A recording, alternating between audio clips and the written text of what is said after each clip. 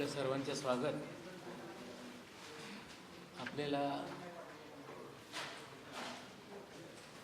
Press note पण देण्यात आलेली आहे. आज सकाळी 11:30 वाजता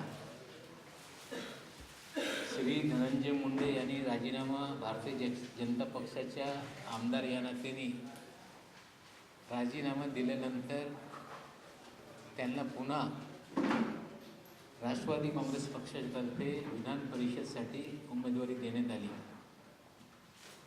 त्यांचे अर्ज सकाळी 11:30 वाजता विधानसभेच्या रिटर्निंग ऑफिसर त्यांच्याकडे या राज्याचे मुख्यमंत्री श्री पृथ्वीराज चव्हाणजी तसेच उपमुख्यमंत्री श्री अजित पवार, काँग्रेस पक्षाचे प्रांत अध्यक्ष श्री माणिकराव ठाकरे, राष्ट्रवादी काँग्रेस पक्षाचे अध्यक्ष श्री भास्करराव जाधव, कार्याध्यक्ष श्री जितेंद्र आव्हाड, सर्व ज्येष्ठ मंत्री, ज्येष्ठ दोन्ही पक्षाचे नेते त्या अर्ज दाखल करत असताना हजर होते. त्यांचा आज अर्ज दाखल करण्यात आलेला आहे. तसेच आपल्याला माहीत आहे की आगामी 1 तारखेला जळगाव महानगरपालिकेची निवडणूक होते. या महानगरपालिकेच्या निवडणुकीसाठी राष्ट्रवादी काँग्रेस पक्षाने 62 जागेवर उमेदवारी जाहीर केलेली आहे. प्रचाराला सुरुवात झाली असताना त्या जिल्ह्यातले सर्व आमदार, त्या जिल्ह्यातले मंत्री आणि त्या भागातले सर्व कार्यकर्ते या निवडणुकीला कामाला लागले.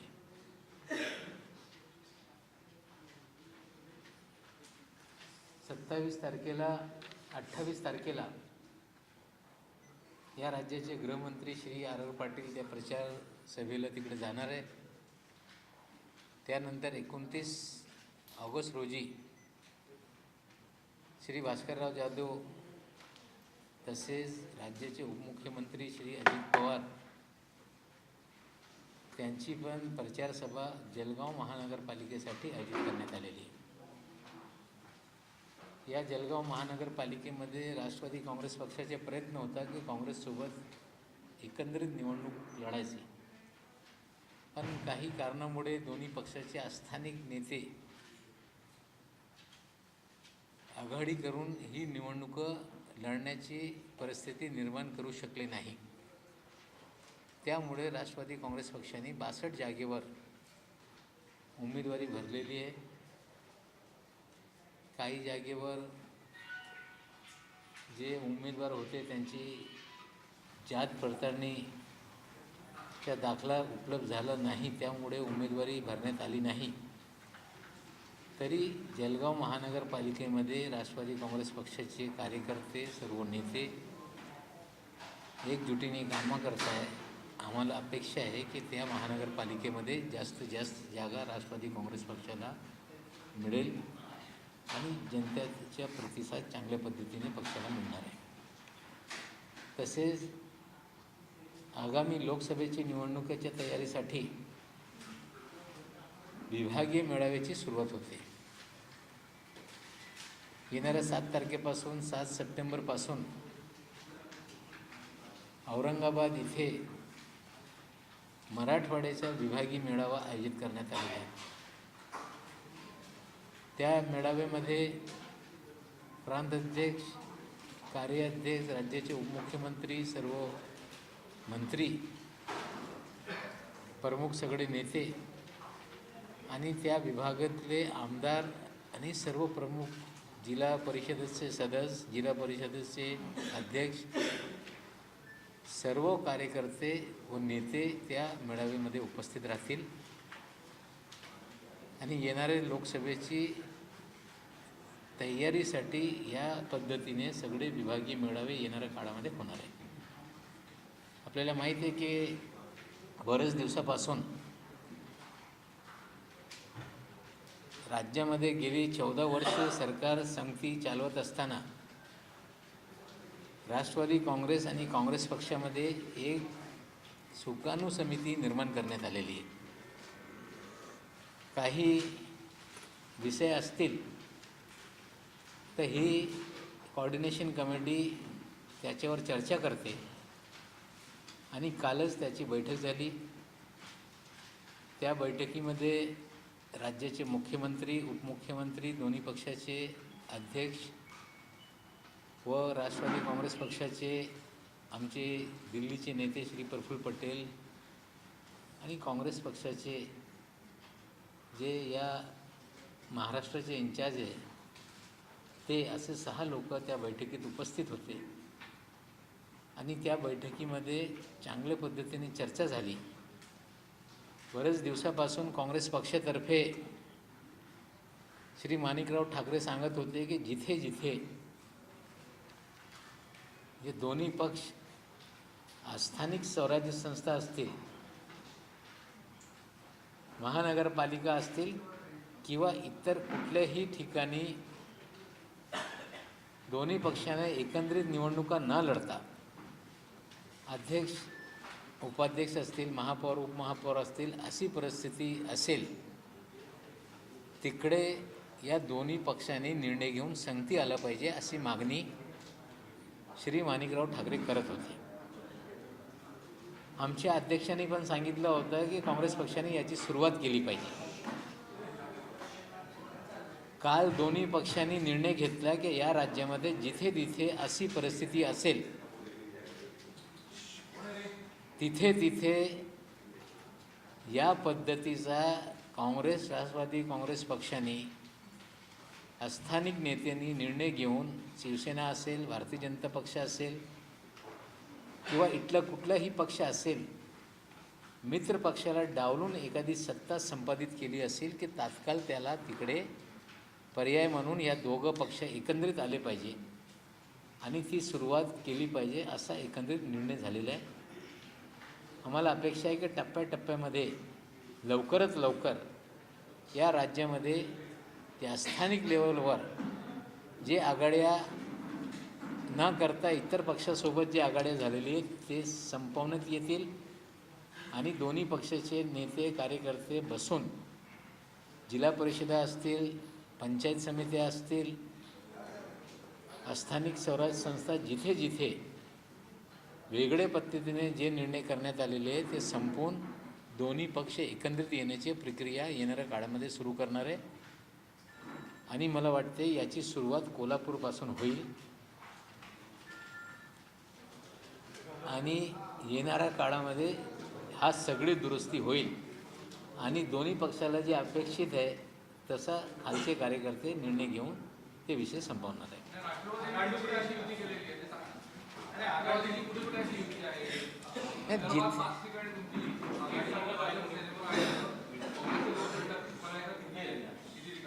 आता जिथे असेल पक्षाने आदेश देऊन कुठेही या पद्धतीचे निर्णय घेतलेले नाही. पण हे पण खरं आहे की राष्ट्रवादी काँग्रेस पक्षाने स्थानिक नेतृत्व या सर्वांना अधिकार दिला होता की आपण निवडणूक लढताना आघाडी करण्याबाबत जे काही निर्णय असतील तुम्ही करा. त्या पद्धतीने काही ठिकाणी या पद्धतीने काही निर्णय स्थानिक लोकांनी घेतला होता. आता निर्णय झालेला आहे की सर्व जे काही निर्णय घेऊन अध्यक्ष उपाध्यक्ष ही सगळी जी परिस्थिती झाली असेल ते संपवण्याची प्रक्रिया आता सुरू होणार आहे.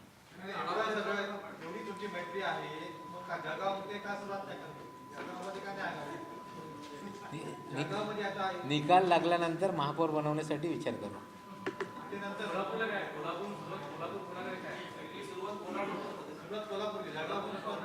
कोल्हापूरमध्ये पण सेना BJP नसताना काही इतर पक्षाबरोबर काँग्रेस पक्षाने स्थानिक जे शेतकरी संघटना आहे त्यांना सोबत घेऊन पण निर्णय तिथे त्या लोकांनी घेतला होता.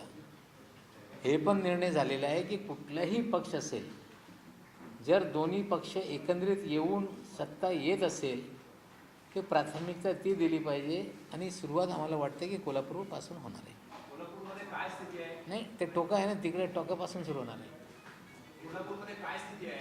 काँग्रेसने शेट्टी साहेबांसोबत एकी करून सत्ता संपादित केलेलं आहे. 4-5 टप्प्यांमध्ये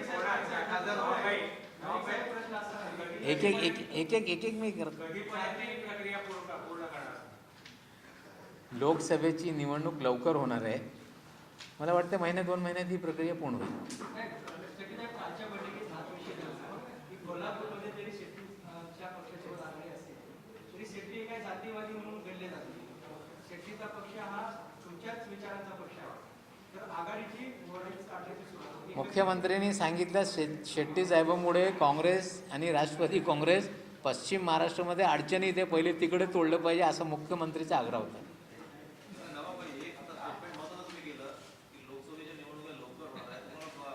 7 महिने म्हणजे लवकरच आहे.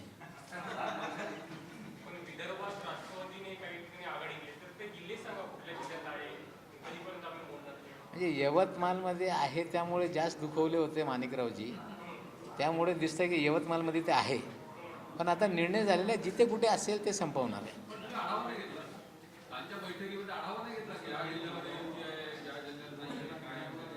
आपल्याला हे एक एक जिल्हावार अध्यक्ष उपाध्यक्षांची यादी मी एक थोडा वेळात देतो. 22-26 झाला का प्रॉब्लेम? 22 आणि 26चा प्रॉब्लेम बरा झाला का? देशामध्ये आपल्याला माहीत आहे की डिलिमिटेशन झाल्यानंतर महाराष्ट्रामध्ये जागा वाटपचा प्रश्न पुन्हा निर्माण झाला होता. 99 साली जेव्हा दोन्ही पक्षांनी वेगळी वेगळी निवडणुका लढले, त्यानंतर सत्ता स्थापन केल्यानंतर असा निर्णय झाला की निवडून आलेली जागा आणि 2 नंबरची जागा हे ज्यांची असेल तो पक्ष तिथे निवडणुका लढेल. त्यानंतर डिलिमिटेशनमुळे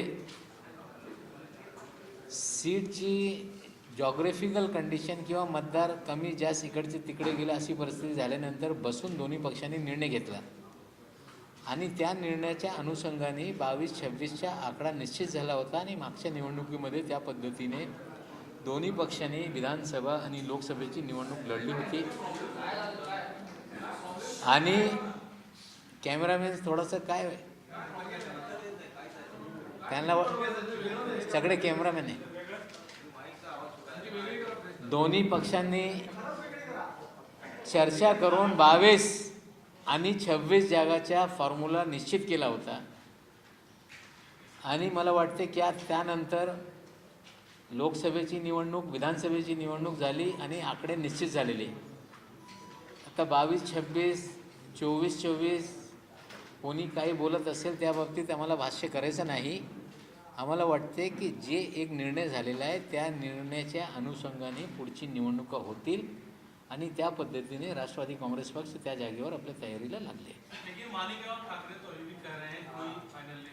ऐसा है, कांग्रेस का निर्णय दिल्ली से होता है और राष्ट्रवादी कांग्रेस पार्टी महाराष्ट्र से देश चलाती है, इसलिए उन्हें दिल्ली के आदेश की अपेक्षा होगी. जल्द उनको आदेश आएगा. स्थानिक पातळीवरती चर्चा होती 2004ला 2009ला. प्राथमिक चर्चा स्थानिक पातळीवर झाली, राज्यात झाली, नंतर दिल्लीत अंतिम निर्णय झाला. तेच मी बोललो की 2009ला प्रथमदा एकत्रित मिळून दोघांनी 2004ला निवडणुका लढली. कारण त्या पुढे जे निवडणुका झाली होती ते आघाडी न होती. मग ते बसून निर्णय झाला. डिलिमिटेशन नंतर बसून मार्ग काढण्यात आला आणि जागा वाटप झाली. त्यानंतर परिस्थिती बदललेली नाही. आम्ही आमच्या जागेवर तयारीत लागलेले आहोत. आमचे नेत्यांनी वारंवार सांगितलेलं आहे की त्यांची चर्चा दिल्लीच्या नेत्याशी झालेली आहे आणि ती जागा राष्ट्रवादी काँग्रेस पक्ष लढेल. पण गेले काही वर्षाचा राजकीय अनुभव मला असा आहे की इथे नेत्यांना अधिकार नसते. त्याला माहीत आहे की बोलले तरी आमचं काय ते खरं ठरणार नाही. त्यासाठी ते सावधपणाने बोलत आहे की त्यांना तिथून अजून काही सांगण्यात आलेलं नाही, त्यांना सांगण्यात येईल. आमच्या नेत्यांनी सांगितलेलं आहे की 22 जागा आपल्याला लढायचं आहे. मागच्या वेळी जी जागा होती त्या जागेवर तयारी करा. आपका नेता मतलब माननीय शरद पवार के और कोई? हमारे राष्ट्रीय अध्यक्ष पवार साहब हैं.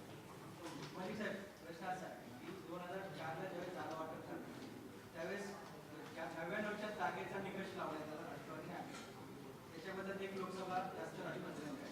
2009 मध्ये 7 विधानसभा मिळाल्या, एक लोकसभेची जागा आणखी एक सुटली. त्यावेळेस वास्तव आणि ताकद वाढण्याचा निकष लावून जागा वाटप करण्याचा राष्ट्रवादी ठरवला.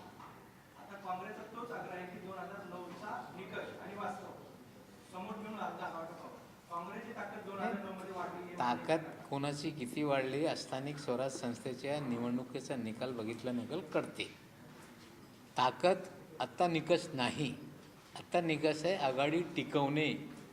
आणि मला वाटते या आघाडी टिकवण्यासाठी राष्ट्रवादी काँग्रेस पक्षाने निर्णय घेतलेला आहे. आणि काँग्रेस पक्षाचे दिल्लीतले ज्येष्ठ नेते पण वारंवार सांगत आहे की UP-तला राष्ट्रवादी काँग्रेस पक्ष एक आमच्या जवळच्या मित्र आहे, व्हॅल्युएबल फ्रेंड आहे, त्यांना सोबत ठेवणं आमची जबाबदारी आहे. या पद्धतीने त्यांचे नेते बोलत आहे. इतर काही नेते इथे काय बोलत आहे, जर बोलत असतील तर त्यांचे नेते ते बघून घेतील. नवाब भाई, मतलब आघाड़ी ठिकाना मेन निकष है, तो अगर वो 22 नहीं देंगे तो भाई ठीक नहीं, ठीक ऐसा कुछ संभव है आपके मन में? मुझे लगता है कि बड़ा भाई छोटे भाई के ज़्यादा ख्याल रखता है. जब संकट का समय आता है तो मुझे लगता है कि जिन लोगों को इस तरह की राजनीति करनी होती है वो होशियारी से राजनीति करते हैं. कोई भी शंका नहीं है कि कहीं आघाड़ी में कोई बिगाड़ी होगी. जागा वाटपावर चर्चा होणार नाही का? पुढे ज्या बैठका होती त्या बैठकीमध्ये जागा वाटपावर चर्चा होणार नाही का? आता चर्चा आहे की जास्त जागा कसं निवडून येतील याच्यावर चर्चेला सुरुवात आहे. आता वाटपबाबत कुठलीही चर्चा नाही. काही जागांची अदला बदल वगैरे असा आग्रह आहे दोन्ही पक्षाचा, कोणत्या जागा? पण ते काही त्या बाबतीत अजून चर्चा सुरू झाली नाही. काही त्यांचे पण आग्रह आहे की अदला बदल केला पाहिजे. आमच्या पक्षाचे पण काही लोकांचा आग्रह आहे की अदला बदल केलं पाहिजे, पण त्याबाबत वरिष्ठांनी काही निर्णय घेतलेला नाही.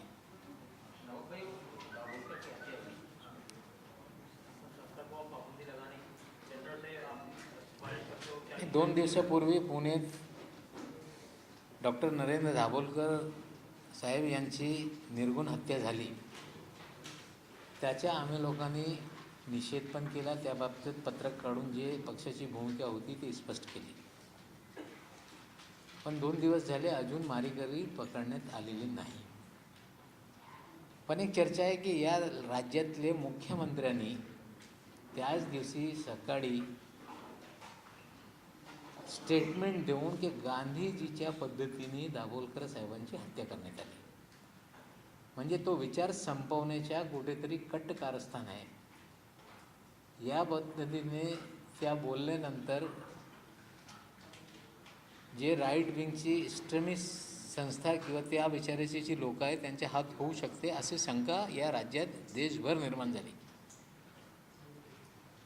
अजून कोणाला पकडण्यात आलेलं नाही. त्या बाबतीत खरं कोण आहे आम्हाला पण बोलता येत नाही. पण अंधश्रद्धा निर्मूलन समितीचे जे कार्यकर्ते आहेत त्यांनी गृहमंत्र्यांना मुख्यमंत्र्यांना सांगितलं की दाभोलकर साहेबांना तुमच्या गांधीजी करू अशी वारंवार धमक्या येत होती. त्याच्या आधारावर ही त्यांना धमक्या येत होती सनातन संस्थे व इतर लोकांकडून. त्या अनुषंगाने ही शंका त्यांच्यावर जाते. पण जोपर्यंत अटक होत नाही कोण आहे स्पेसिफिक बोलता येत नाही. पण हे पण खरं आहे की त्या भागामध्ये गेली 15-20 वर्ष सनातन संस्था ज्या पद्धतीने धर्माच्या आधारावर तरुण पिढीची दिशाभूल करते, त्या भागामध्ये ज्या पद्धतीने त्यांनी कृत्य केलं, घटना घडवली, त्याच्या आधारावर ATSने राज्य सरकारला शिफारस केली होती की या संघटनेवर बंदी घातली पाहिजे.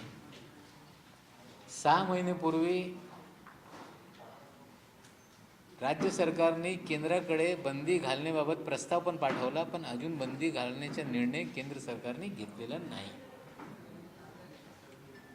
आमच्या पक्षाचे नेत्यांनी वारंवार मागणी केलेली आहे की या संघटनेवर ज्यांच्यावर बम ब्लास्ट करण्याचे आरोप आहे, तरुण पिढीला धर्माच्या नावावर त्यांच्या डोकं फिरून गैरकृत्य करणे, दहशतवादी घटना मध्ये तरुणांना इन्व्हॉल्व करणे, या पद्धतीच्या ट्रेनिंग कॅम्प चालवणे, किंवा काही आई वडील वारंवार तक्रार करत आहे की त्यांच्याच मुलांना या लोकांनी टेररिस्ट बनवलेला, असे पण तक्रार करणारे काही वडीलधारी मंडळी सांगली जिल्ह्यातले विशेषकर सरकारकडे व इतर यंत्रणाकडे वारंवार तक्रार करत आहे, ही पण खरी गोष्ट आहे. त्यासाठी आम्हाला वाटते की येणाऱ्या काळामध्ये सरकारने लक्ष घालून या पद्धतीने काम करणारी जी संघटना असतील त्याच्यावर बंदी घातली पाहिजे. हो, सिमी का विषय था तब पवार साहब की भूमिका थी, किसी संगठन में प्रतिबंध लगाने से उसका अस्तित्व खत्म नहीं होता. शायद आपको पता नहीं कि इस देश में सिमी की जो गतिविधि रही 80 के दशक से लेकर 90 तक भी वो लोगों को दुर्लक्षित करने का काम किया गया. 90 में उस संगठन के कुछ लोगों ने कहा कि ये संगठन के लोग गड़बड़ी कर रहे हैं, फिर भी दुर्लक्षित किया गया. और महाराष्ट्र में जब पुलिस ने जलगांव की घटना को लेकर गृह मंत्रालय को जानकारी दी कि इस संगठन पे बंदी लगानी चाहिए, राष्ट्रवादी कांग्रेस पार्टी के उस समय के तत्कालीन गृह मंत्री छगन भुजबल जी ने ही सिफारिश की थी और सिमी पे बंदी लगाई गई. अगर पुलिस का खुफिया विभाग, पुलिस के जवाबदार अधिकारी इस तरह की अगर सिफारिश करते हैं तो सरकार की जिम्मेदारी बनती है उस पर कार्रवाई करना.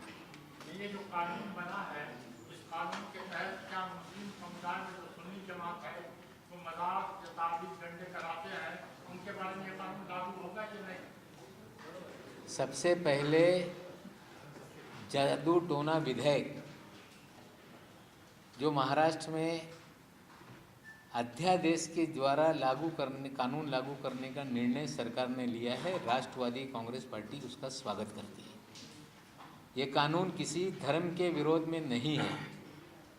कोई भी धर्म अघोरी प्रथाओं को अंधविश्वास के आधार पे धार्मिक विधियों को करने के बारे में नहीं कहता. किसी को चुड़ैल बनाकर महिलाओं को पीट पीट के मार दिया जाए, न ये हिंदू धर्म कहता है न इस्लाम धर्म में इस तरह की इजाज़त है. किसी दरगाह पे जाना, किसी मंदिर में जाना, किसी मस्जिद में जाना, आस्था रखना, इस विधेयक के माध्यम से उस पर किसी प्रकार का प्रतिबंध नहीं है. धार्मिक ग्रंथों को पढ़ना या धार्मिक ग्रंथों के आधार पे आस्था रखना, इस तरह का कोई भी प्रतिबंध इस कानून में नहीं है. लेकिन इस कानून का आधार लेके कुछ राजनीतिक दल पिछले 10-12 सालों से महाराष्ट्र में लोगों की भावनाओं से खिलवाड़ करते रहे कि ये धर्म हिंदू विरोधी है, ये बिल हिंदू विरोधी है, या ये बिल आने से इस्लाम धर्म के कुछ जो आस्था है उसके ऊपर आघात पहुंचाया जाएगा. हमें जानकारी है कि इस बिल के आने से या इसके कानून बन जाने से ना हिंदू, ना मुसलमान, ना सिख, ना ईसाई या किसी भी धर्म के मानने वालों को कोई प्रतिबंधित किया जाएगा, इस तरह का प्रावधान इसमें है. लेकिन भोंदू बाबा के नाम पर कुछ लोग नर बलि चढ़ाना, मानव कंकाल को जमा करके उसकी पूजा करके अघोरी प्रथाओं को निर्माण करना, बंगाली बाबा प्रेम विवाह घरेलू झगड़े मिटाने का दावा करना, परिवार में झगड़े लड़ाना, महिलाओं को लूटना और नन्हे मुन्ने बच्चों की नर बलि तक चढ़ाने की घटनाएं राज्य में हैं. हमें लगता है कि ये कानून लागू होने से करोड़ों लोगों के घर बचेंगे, महिलाओं का जीवन उद्ध्वस्त होने से बचेगा और लोभ लालच के चक्कर में गलती से जो नर बलि भी चढ़ाई गई, कई घटनाएं राज्य में आई, मीरा भाईंदर में इस तरह की घटना भी मिली. कहीं ना कहीं इस तरह की लालच, डर, भय दिखाकर जो अघोरी प्रथाएं हैं, जो धर्म से जिसका कोई संबंध नहीं, ऐसे चीज़ों पे बंदी महाराष्ट्र में होगी. और जब इस तरह से महाराष्ट्र एक प्रगतिशील राज्य है, यहाँ पे 200-300 सालों से एक प्रोग्रेसिव मूवमेंट चलती रही. महिलाओं को शिक्षा देने का अभियान इसी राज्य ने शुरू किया. सती प्रथा को सबसे पहले रोकने की बात यहाँ के लोगों ने स्वीकार की. बाल विवाह पे प्रतिबंध इसी राज्य में लगा. प्रोग्रेसिव राज्य होते हुए पूरे देश को दिशा देने वाला राज्य है हमें लगता है ये कानून लागू होने से महाराष्ट्र में लोगों का भला होगा और यहाँ से लोग सीख लेके देश में भी परिस्थितियाँ बदलेंगी. वारकऱ्यांचा जो विरोध होता तो संपलाय का यापुढे? मला वाटतं की अनेक नेत्यांनी चर्चा केली. मागच्या वेळी जेव्हा हा कायदा विधिमंडळामध्ये पारित करण्याबाबत निर्णय झाला, आषाढी एकादशी असताना लोकांना माहीत होता की 10-20 लाख वारकरी एकत्रित येणार आहे. त्यासाठी त्यांच्यात गैरसमज निर्माण करण्यात आला, संभ्रम निर्माण करण्यात आला. मला वाटते हर्षवर्धन पाटलांनी त्यांना भेटून त्यांचे गैरसमज दूर केलेले आहे. भाजपला या वटहुकमाचा विरोध आहे. त्यांचं म्हणणं आहे चर्चा का नाही होत? 14 वर्ष काय लागली पाहिजे? मला वाटते की भाजपमध्ये अध्यक्ष बदलले, नेते बदलले की परिस्थिती बदलत राहते. 2005 साली नेते भाजपचे विधानसभेमध्ये वेगळे होते, त्यांनी मान्यता दिली याला. मग आता थोडासा इतर मानसिकतेची लोक आता आली आहे, त्यांचा पगडा वाढलेला आहे काही लोकांचा संघाचा, त्यामुळे याचा विरोध आहे. आणि त्यांना तर हे बुवागिरी जास्त पटते. ज्यांना बुवागिरीला समर्थन करणारी लोक याला नेहमीच विरोध करणार आहे.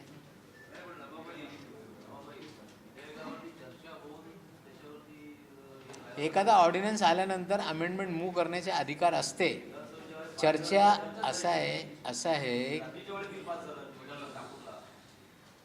आहे की दाभोलकरांची हत्या म्हणजे एक विचाराची हत्या केल्यानंतर तो विचार संपेल.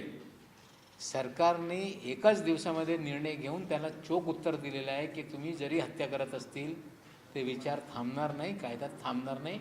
आणि हा चोख उत्तर आहे, त्याचं आम्ही स्वागत करतो.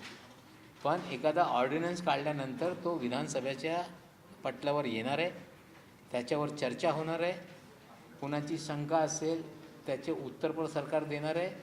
आणि भारताचं संविधान असेल, देशातले कायदे असतील, राज्यातले कायदे असतील, ही रिजिड नाही.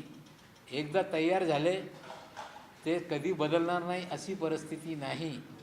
त्याच्यामध्ये बदल करण्याचे अधिकार विधानसभेला, सरकारला नेहमीच असते. एखादा चुकीचा कुठली तरतूद असेल त्याबाबत सरकार नेहमी ओपन राहील. आणि मला वाटते अमेंडमेंट करण्याची तरतूद या देशामध्ये कायद्यात आहे. सरकारला कायदा करणं एवढा वेळ काय लागला?